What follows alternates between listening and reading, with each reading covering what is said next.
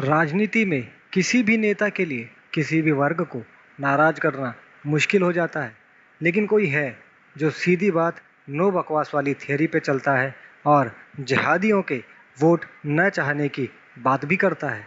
देखिए कौन है वो और उनके बारे में कुछ जानते हैं।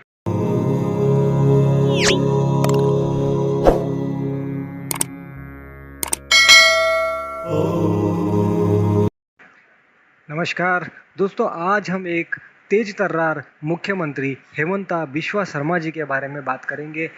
नाम तो सभी ने सुना होगा और कारनामे भी हम सब ने कुछ कुछ देख लिए हैं, तो क्यों ना इनके बारे में थोड़ा सा जाना जाए और इनके कारनामों को भी समझा जाए। जोरहाट में पैदा हुए डॉक्टर हेमंता बिश्वा शर्मा ने कांग्रेस के साथ अपने राजनीतिक जीवन की शुरुआत की थी। वे 2001 से 2015 तक जलूपकारी विधानसभा क्षेत्र के विधायक रह चुके हैं। उस वक्त वे कांग्रेस में थे। डॉक्टर शर्मा ने अगस्त 2015 में भाजपा में कदम रखा और अपने राजनीतिक सफर को एक नया कलेवर दिया। 2016 में विधानसभा चुनाव जीतने के बाद वे कैबिनेट मंत्री बने। डॉक्टर शर्मा के द्वारा किए गए सामाजिक कार्यों की बात करें तो वे गरीबों की सहायता के लिए जाने जाते हैं। पिता कैलाश नाथ शर्मा प्रसिद्ध कवि एवं लेखक थे। उनकी मां मृणालिनी देवी असम साहित्य सभा से जुड़ी हैं। हेमंता बिश्वा शर्मा को खेलों में विशेष रुचि है। डॉक्टर शर्मा को सर्वसम्मति से 2017 में भारत के बैडमिंटन एसोसिएशन के अध्यक्ष के रूप में निर्वाचित किया गया था। वह असम बैडमिंटन एसोसिएशन के अध्यक्ष भी हैं। जून 2016 में उन्हें असम क्रिकेट एसोसिएशन के अध्यक्ष के रूप में नियुक्त किया गया था। डॉक्टर शर्मा 2002 से 2016 तक सेवा करने वाले एसोसिएशन के सबसे लंबे समय तक सेवा देने वाले उपाध्यक्ष भी थे। उन्होंने लगातार चौथे कार्यकाल के लिए जलूपकारी निर्वाचन क्षेत्र जीता। उन्होंने 24 मई 2016 को कैबिनेट मंत्री के रूप में भी शपथ ली। नेता को वित्त, स्वास्थ्य और परिवार कल्याण, शिक्षा योजना और विकास, पर्यटन, पेंशन और लोक शिकायत जैसे विभाग आवंटित किए गए थे। वर्ष 2015 में डॉक्टर शर्मा के करियर में बदलाव आया क्योंकि कांग्रेस नेता ने पार्टी छोड़ने का फैसला किया और बाद में 23 अगस्त को भारतीय जनता पार्टी में शामिल हो गए। शायद कोई गंदगी दिखाई दी हो या मन पर कोई बोझ हो गया हो, इसलिए ऐसा निर्णय लिया हो। उनके कुछ दो टूक सुनकर हम उनकी सोच को बहुत आसानी से समझ सकते हैं। जिहादियों पर बेबाकी से बोलते हुए मुख्यमंत्री हेमंता बिश्वा शर्मा ने कहा कि अल्पसंख्यकों से उन्होंने अपील की। साफ कहा कि अगर गरीबी को दूर करना है तो मुस्लिमों को जनसंख्या पर कंट्रोल करना होगा। और इन्होंने सिर्फ कहा ही नहीं, हम आपसे बता दें कि इन्होंने एक फैसला भी किया कि 2 से ज़्यादा बच्चे हुए यदि किसी को, तो उन्हें सरकारी योजनाओं का लाभ नहीं मिलेगा। फिलहाल भले ही सारी योजनाओं में ये फैसला लागू ना हो, क्योंकि अधिकतर जो योजनाएं हैं वो केंद्र सरकार द्वारा संचालित है, लेकिन आशा है कि आगे चलकर केंद्र सरकार भी ऐसा ही कोई निर्णय लेगी। वैसे यूपी में भी बहुत जल्द पॉपुलेशन पर कंट्रोल किया जा सकता है। खैर, हम वापस आते हैं हमारे आज के हीरो हेमंता बिश्वा शर्मा पर। राजनीति में किसी भी नेता के लिए किसी भी वर्ग को नाराज करना बहुत ही मुश्किल होता है, लेकिन मुख्यमंत्री पद की शपथ लेने के कुछ समय बाद ही असम के मुख्यमंत्री ने हेमंता बिश्वा शर्मा ने अल्पसंख्यकों से अपील कर साफ कह दिया कि अगर गरीबी को दूर करना है तो मुस्लिमों को अपनी जनसंख्या पर कंट्रोल करना होगा, परिवार नियोजन को अपनाना होगा। मुख्यमंत्री शर्मा ने कहा कि जनसंख्या वृद्धि को नियंत्रण करके गरीबी कम करने के लिए अल्पसंख्यक समुदाय के समर्थन की जरूरत है। हेमंता बिश्वा शर्मा ने मुस्लिम समुदाय पर निशाना साधते हुए कहा कि वे खुद को मियाँ के रूप में पहचानने लगे हैं।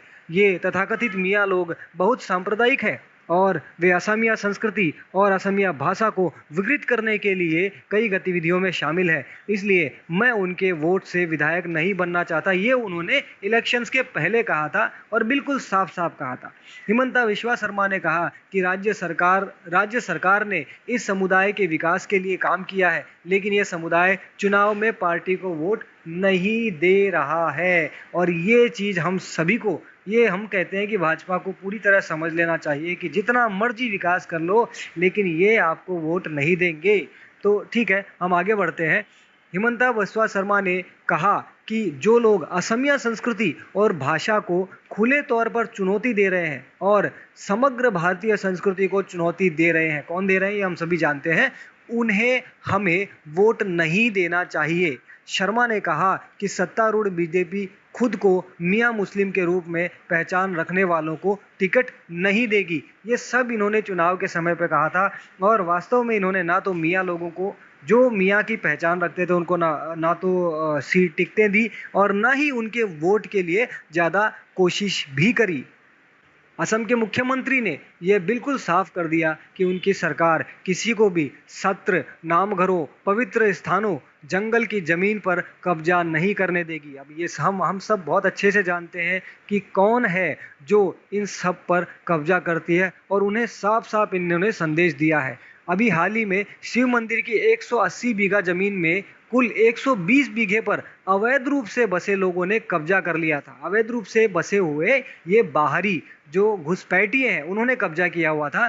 इस भूमि को पुलिस तथा जिला प्रशासन द्वारा मुक्त करा लिया गया है, क्योंकि यहाँ पर पुलिस प्रशासन को कोई राजनीतिक दबाव नहीं है कि भाई इन घुसपैठियों को मत हटाओ। इन्हें साफ बिल्कुल स्वतंत्रता है, तो इन्होंने इन घुसपैठियों को वहां से हटाया, जमीन को खाली करवाया। और जहां तक हमें पता चला, शर्मा ने पुलिस तथा जिला प्रशासन के प्रयासों की सराहना की है और अतिक्रमण करने वाले बाकी लोगों से आह्वान किया है, ठीक है, कि वे खुद जमीन छोड़कर चले जाएं। उन्होंने कहा कि ऐतिहासिक शिव मंदिर को सुरक्षित और संरक्षित करने के लिए सारे कदम उठाए जाएंगे। इसके साथ ही मुख्यमंत्री ने प्रबंधन समिति को आश्वासन दिया कि मंदिर के चारों तरफ दीवार बनाई जाएगी, मणिकूट स्थापित किया जाएगा और एक अतिथि गृह का भी निर्माण किया जाएगा।